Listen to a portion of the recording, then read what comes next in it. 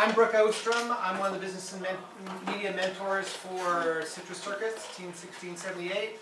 This is Richard McCann. Richard's one of the other business and media mentors for 1678. And we're going to sort of divide this up. I'm going to talk a little bit about the first half, which will be the sort of how you put your budget together and managing your budget. Richard's going to talk a little bit more about sort of the fundraising and how you get the money you're managing in your budget. So Napoleon said an army marches on its stomach, and I imagine that's probably true for a lot of FRC teams too, but really what it has to do with this presentation is your team really marches on money. It takes money for you to run your team, to cover your expenses, and to get you through the season. So what we're going to talk about is kind of how we do that. So we're going to go over building a budget, managing a budget, and then funding a budget, and how you plan for the future. So the first part of building your budget is to look at what are the components of your budget. So you have things like materials, tools, equipment, the registration you're going to pay to go to competitions, the travel expenses you're going to have to go to competition, which may be one of your biggest expenses, and of course how you promote the team, what expenses go into that. Go back, sorry. What? And so there's kind of two components of these. One is your fixed costs, and one is your variable costs. So there's certain fixed costs you're going to have throughout the season that you know you need to cover, and that's probably going to be the registration for what events you go to. So you know if you're going to two regionals that you've got to cover the registration costs for those two regionals. If you're going to off-season events, you need to cover the cost of the registration for those off-season events. You may have certain expenses if you have shop space you have to pay for, or other recurring expenses that you have to pay on a monthly basis to operate your team.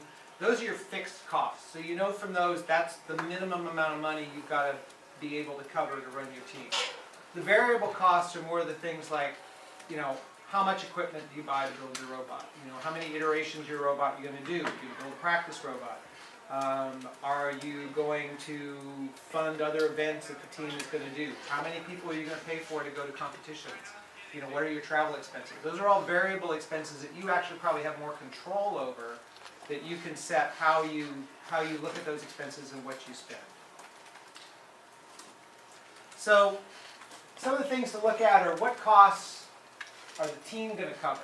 So what do you have to raise? What is the contribution you have to make as a team? And whether that's, individually, what kind of contribution you're looking at from team members and their families, what's the amount of money you as a total team have to raise to, fund your activities. And then what costs are recovered by others. Some of you may have funding from other sources. Maybe it's your school district gives you a certain amount of money. Maybe you have outside sponsors, you have grants, you have other sources of funding that cover your expenses. And maybe these are things that you have to compete for every year. Maybe they're things that you can rely on. But some of these things also have restrictions, particularly if you have money from a school district or a similar source. There's probably only certain things you can spend that money on. So you need to be aware of what are the restrictions on the money you have, how can it be spent, and so what types of costs are going to be covered by that money. And the most important thing is when you're building a budget, you really are building a budget. What you want to do is you want to start from the ground up. It's like, how much do you need in each component of your team? So you're going to look at mechanical, electrical, programming, your business and media or promotion team. Every one of those sub-teams is going to need to establish a budget. They need to decide how much money do they need for your season. So whether that's, they need tablets or computers for programming, whether that's they need so much material to build the robot, you need so much money to print flyers or do events. Whatever that is, each one of those sub-teams should look at what their expenses are. What are they going to contribute to your overall budget in terms of their expenses? Again, your fixed costs are probably outside of this. So really what you're talking about is each sub-team has to look at what are their variable costs. What are the costs that they have to put together to do their part of building the robot and running the team. So this is kind of how you put together your whole budget, is you're looking at your fixed costs, and then you're looking at your costs by sub-team that's going to give you your overall cost of what you need to raise to run your team.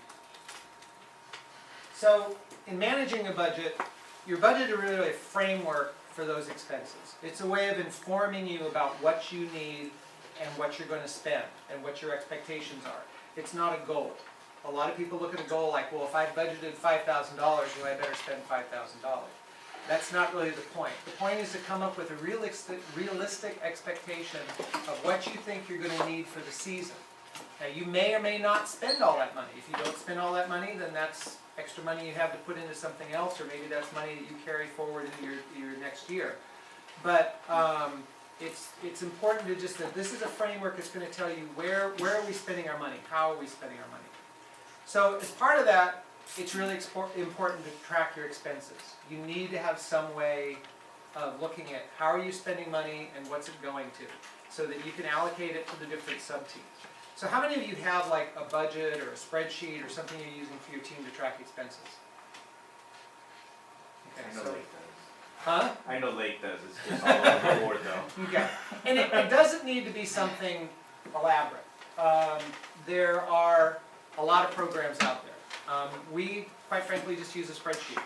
We have a spreadsheet that is, set up to look at what are the expenses for each sub-team, what are our overall expenses, where's our income coming from, and it's really just set up in a fairly elaborate spreadsheet where we can track the expenses and look at what we're spending money on. And part of that is being able to say, if you've got a sub-team that all of a sudden wants to go out and buy 10 computers, but they've only really budgeted for 2, this is a way of being able to say, no, this is what you budgeted for. If you're going to look at other expenses or additional expenses, you need to justify that within the overall budget of the team. So, each sub-team has to be responsible, and there's a big part of responsibility for this, is that each sub-team has to be responsible for their expenses and for managing their portion of the budget, because that's the only way that your overall budget is really going to be successful. So there are a lot of programs out there. Like I said, we just use a spreadsheet, and I imagine a lot of teams typically do something like that. It's simple, it's free, and you can set it up to meet the needs of your team. There's other things out there. There's some free software. There are certainly a number of paid softwares that are used for small businesses. Things like QuickBooks, Peachtree. There's a number of them out there. You might see if one of those works for you. If it's something that is enough of a plug-and-play kind of program that fits the way your team is organized, then those could be good ways for you to have a system that you can use for your team. And the advantage of that kind of system too is that if you have people on your team that are interested in finance, this is a way for them to actually learn how to do accounting. How does accounting work? How do you look at where the money comes in and where the money goes out, and how do these things balance, and how do you look at this, and how do you take the responsibility for how all these accounts work. So it's really good if you have somebody that's interested in that, that they can either work with your spreadsheet or work with these accounting systems. It's great training, and it's obviously a really, really valuable resource for the team, so you always know where you are, where are you with the money that's come in. You have to be able to look at, if you haven't brought in enough money, if you're not raising enough money, where are you going to cut? You have to be willing to look at your budget overall and say, we don't have the money to do this, and you can't spend the money you don't have. So part of the accounting programs obviously is you do have a ledger, and that ledger does track your expenses and your income. And so again, it goes back to how you build your budget. You're probably going to set up your budgets by your various sub-teams, by your activities like your competitions and things like that, so that you can look at how all these various aspects of it are funded and track the expenses that are germane to each one of those areas. So, maintaining accountability. I talked a little bit about responsibility, and really what we get to is accountability. So, it's really important, and I'm sure all of you, if you're associated with a school in particular, they really want to know how you're spending your money. Are you spending your money responsibly? Are you spending your money on the things you said you were going to be spending your money on? Can you show us where you spent the money? Where did you buy these things? So it's really important that your team have some sort of purchase order system, so that if someone's going to purchase something, that there's something that's filled out, says how much it is, where it's coming from, who the vendor is, and then so you know how that money is being spent. A lot of times, some of these expenses may require team approval. Some teams have different things, different levels of expenses have to be approved by the team. Sometimes it depends on what budget that money comes out of, that has to be approved by the team. For us, the money that we get from the school district that's in one of our accounts has to be voted on by the team if we're using money from that account.